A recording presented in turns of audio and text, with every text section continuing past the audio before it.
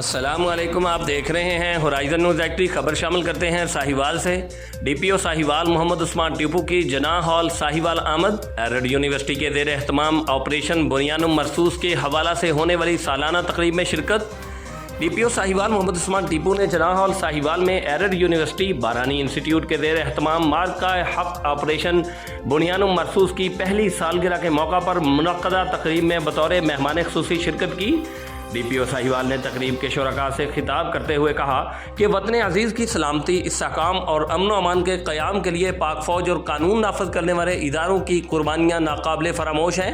उन्होंने इस अज़म का इजहार किया कि साहिवाल पुलिस शहरियों के तहफ़्फ़ुज़ और अमन के क़याम के लिए अपनी तमाम तर सलाहियतें बरोए कार ला रही हैं। तकरीब में असातिज़ा, तलबा और मुख्तलिफ शोबा है ज़िंदगी से ताल्लुक़ रखने वाले अफराद ने कसीर तादाद में शिरकत की। तर्जमान Sahiwal police. Report Rauf Shahzad Jat, divisional bureau chief Sahiwal, horizon news active, Pakistan.